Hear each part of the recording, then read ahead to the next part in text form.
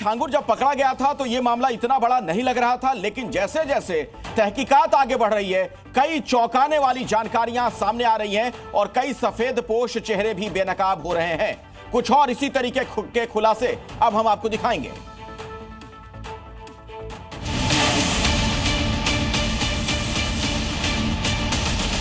बलरामपुर धर्मांतरण मामले में फंसे छांगुर और उसके नेटवर्क की करतूतों का सिलसिला थमने का नाम नहीं ले रहा है। अब इस गिरोह की एक और बड़ी साजिश का पर्दाफाश हुआ है, जिसमें हवाला के पैसों के जरिए फर्जी दस्तावेजों से जमीन हड़पने की योजना का खुलासा हुआ है। उतरौला में 100 बीघा जमीन फर्जी दस्तावेजों के जरिए हड़पने का आरोप लगा है। वहां छांगुर ने उतरौला में ही एक और अड्डा बना रखा था, जहां पर धर्मांतरण की प्रक्रिया पूरी करता था छांगुर। यहाँ हवाला से फंडिंग होती थी, ये लोग जमीनों पर कब्जा करते थे, फर्जी बैनामा करते थे और जो विरोध करता था उसे धमकाते थे। उतरौला इलाके के रहने वाले सुहेल खान ने खुलासा किया है, उनके नाना की 100 बीघा जमीन फर्जी दस्तावेज बनाकर कब्जा ली गई और जब सुहेल ने विरोध किया तो छांगुर और नसरीन ने सुहेल को धमकाया। बाबा का डर था, उनके गैंग के लोगों का डर था, क्योंकि इतनी लंबी प्रॉपर्टी थी और उन लोगों के पास पैसा था, कुछ भी कहीं भी करवा सकते थे, क्योंकि धमकी तो बार बार मिल रही थी।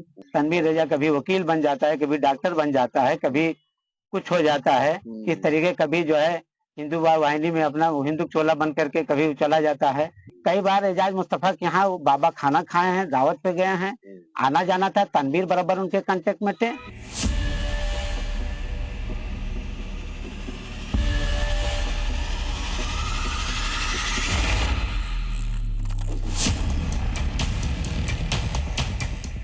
धर्मांतरण का खेल, विदेशी ठिकाना और करोड़ों की काली कमाई, छांगुर एंड कंपनी के स्विस रहस्य का सबसे बड़ा खुलासा हुआ है।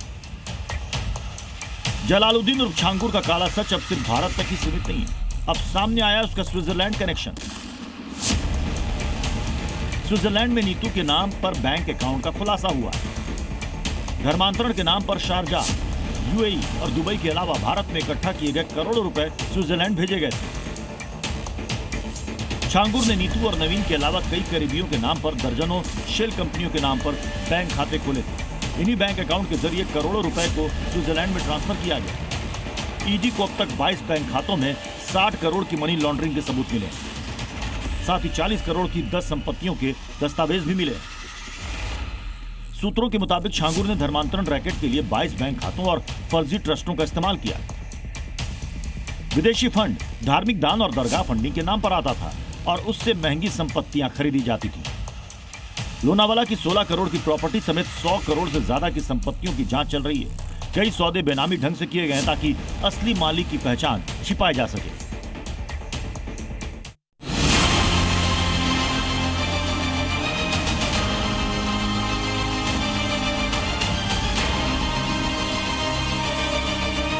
छांगुर के ठिकानों पर ईडी का ताबड़तोड़ एक्शन जारी है। ईडी की छापेमारी के दौरान कई चौंकाने वाले खुलासे हुए हैं। छांगुर के गंदे खेल का जाल यूपी से लेकर महाराष्ट्र तक फैला है। ईडी सूत्रों के मुताबिक छांगुर ने अपने धर्मांतरण रैकेट के लिए 22 बैंक खातों का इस्तेमाल किया और महाराष्ट्र में बड़े पैमाने पर संपत्ति खरीदी। यूपी से महाराष्ट्र तक करीब 15 ठिकानों की छापेमारी के दौरान ईडी ने छांगुर और उसके करीबियों के खिलाफ बड़ी कार्रवाई करते हुए अब तक करीब 60 करोड़ रुपए की मनी लॉन्ड्रिंग का पता लगाया है, जबकि महाराष्ट्र में छांगुर से जुड़ी 100 करोड़ रुपए से अधिक की संपत्तियों की जांच की जा रही है। रेड के दौरान ऐसे कई दस्तावेज और सबूत मिले हैं जिनसे ये साफ होता है कि इन पैसों का इस्तेमाल महाराष्ट्र में महंगी प्रॉपर्टी खरीदने और उनके निर्माण में किया गया। जांच के दायरे में रोहरा दंपति के नाम पर लोनावाला में 16 करोड़ रुपए की संपत्ति और पुणे, मुंबई और नागपुर में काफी महंगी अचल संपत्तियां शामिल हैं। नागपुर में एक एनजीओ और छांगुर के करीबी पर सौदा करने का आरोप है। इसके अलावा ईडी ने मुंबई और वसई में संपत्ति से जुड़े कई लेन देन की भी जांच की है। ईडी सूत्रों के अनुसार संपत्तियों के असली मालिक को छिपाने के लिए जानबूझकर एक रणनीति के तहत ये किया गया। ये सारी प्रॉपर्टी छांगुर ने खुद के नाम पर न लेकर अपने करीबियों जैसे नवीन रोहरा और नीतू रोहरा के नाम पर खरीदी ताकि असली चेहरा छिपा रहे। लेकिन एक के बाद एक खुलासे से ईडी अब असली चेहरा बेनकाब करने में जुट गई है।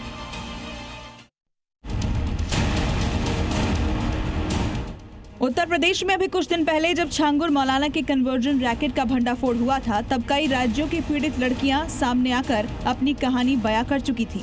लगा था जैसे इस खेल पर कुछ विराम लगेगा, मगर साजिश अभी जिंदा थी और ज्यादा संगठित हो चुकी थी। अब एक बार फिर यूपी पुलिस की तेज तर्रार टीम ने एक और धर्मांतरण के सिंडिकेट को उजागर किया है। छांगुर नेटवर्क की ही तर्ज पर इस नए नेटवर्क ने भी मासूम लड़कियों को फंसाकर उन्हें कन्वर्जन के जाल में उलझाया।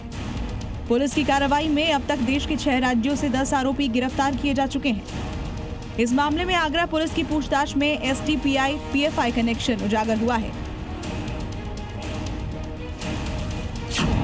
आगरा में अवैध धर्मांतरण के मामले में बड़ा खुलासा हुआ। पूछताछ में पीएफआई कनेक्शन सामने आया। 3 चरणों में होता था धर्मांतरण का खेल। पहले चरण में वीडियो बनवाते थे। एटीएस को पूछताछ में कई अहम सबूत मिले हैं। आपत्तिजनक और भड़काऊ वीडियोस भी मिले।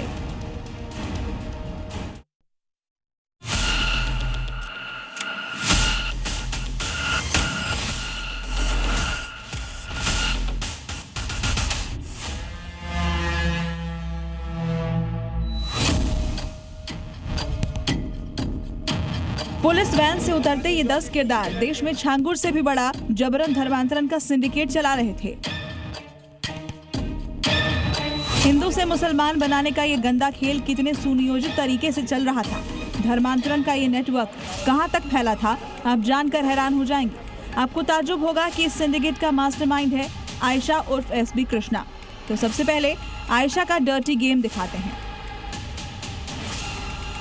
धर्मांतरण के आईएसआईएस मॉड्यूल का किरदार नंबर 1 आयशा। गोवा से गिरफ्तार आयशा के पिता फौजी हैं। आयशा का पति शेखर राय उर्फ हसन अली कोलकाता में नौकरी करता है। कनाडा से सैयद दाऊद अहमद आयशा को पैसे भेजता था। आयशा गैंग के बाकी लोगों को फंड बांटती थी। गोवा गर्ल्स आयशा की क्राइम कुंडली में जबरन धर्मांतरण के कई केस दर्ज हैं। आयशा के इस धर्मांतरण के पाप में उसका सहयोगी और पति शामिल है। धर्मांतरण के आईएसआईएस मॉड्यूल का किरदार नंबर 2 हसन अली।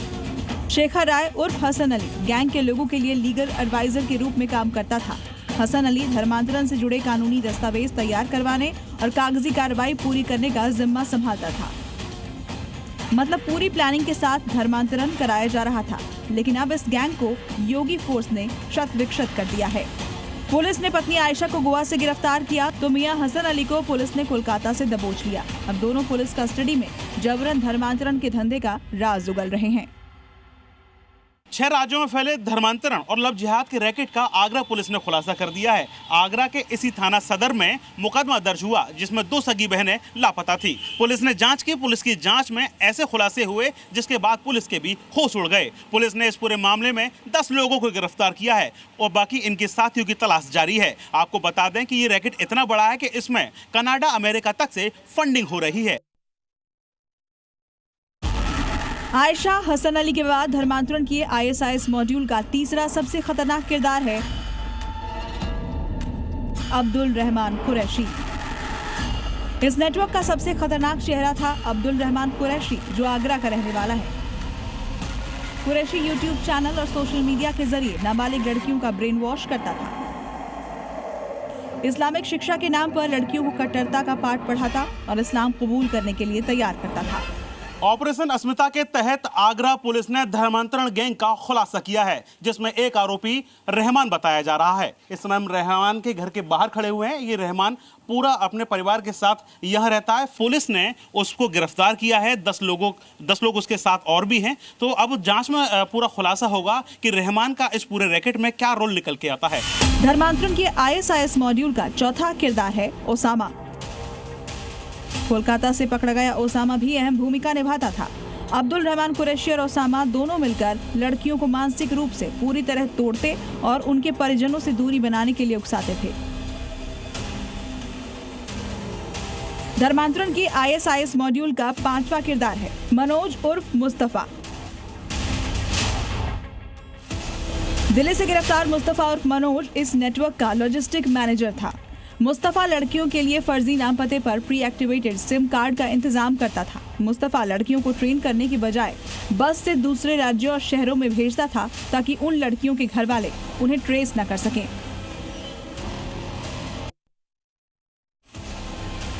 धर्मांतरण के ISIS मॉड्यूल का छठा किरदार है अबू तालिब। अबू तालिब मुजफ्फरनगर के खालापुर थाना इलाके के जामिया नगर का रहने वाला है। यहीं से आगरा पुलिस ने धर्मांतरण के मामले में गिरफ्तार किया है। गिरफ्तार अबू तालिब पर कम उम्र की लड़कियों को बहला फुसलाकर पैसों का प्रलोभन देकर धर्मांतरण करवाने का आरोप है। पुलिस ने उसके पास से 2 मोबाइल भी बरामद किए हैं, जिसमें धर्मांतरण समेत अलग अलग गंभीर मामलों के सबूत मिले हैं। अबू तालिब पर आरोप है नाबालिग और कम उम्र की लड़कियों को बहला फुसलाकर धन का प्रलोभन देकर धर्मांतरण कराने का। धर्मांतरण का ये पूरा सिंडिकेट बेहद ही व्यवस्थित तरीके से हिंदू बेटियों को मुसलमान बनाने के मिशन पर था। इनका मकड़ जाल देख आप चौंक जाएंगे कि कैसे इन्होंने जाल बिछाया था। ब्रेन वॉश की गई लड़कियों को पहले दिल्ली लाया जाता था, फिर बस के जरिए अलग ठिकानों तक पहुंचाया जाता था। ट्रेन का इस्तेमाल इसलिए नहीं किया जाता था क्योंकि उसमें लोकेशन ट्रेस होने का खतरा रहता था। दिल्ली पहुंचने के बाद लड़कियों को उत्तर भारत के दूसरे राज्यों में भेज दिया जाता था। विदेशों से फंडिंग पाने के बाद धर्मांतरण के इस गैंग में शामिल 10 लोगों को गिरफ्तार कर पुलिस ने जेल भेज दिया है। आपको बता दें कि पुलिस की रडार पर लगभग 1 दर्जन लोग और शामिल हैं, जो कि इस पूरे गैंग में सक्रिय सदस्य की भूमिका निभा रहे थे। पुलिस ने इस पूरे रैकेट का कह सकते हैं कि खाका तैयार कर रखा है और उस खाके के बाद एक पुलिस कार्रवाई लगातार कर रही है। जांच एजेंसियां अब इस नेटवर्क के हर लिंक को खंगालने में जुटी हैं। मेडिकलाइज करने के लिए अलग लोग हैं, तो ये सभी इसमें कुछ हम लोगों को इसके जो इंटरमीडिएट स्टेज के जो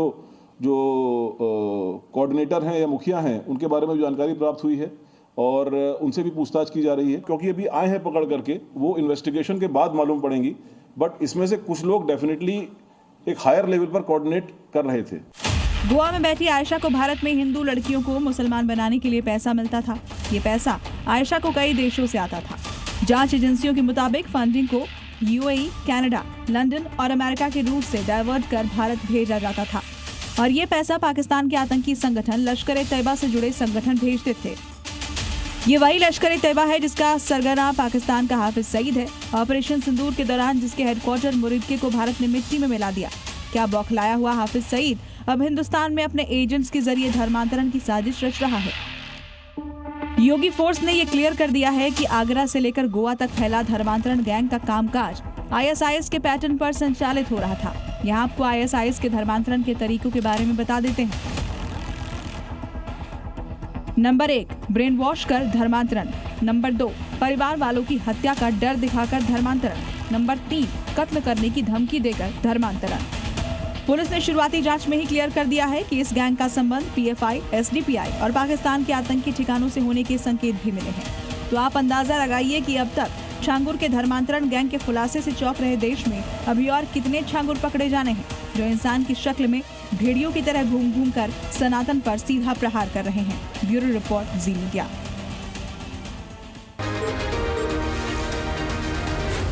जी न्यूज़।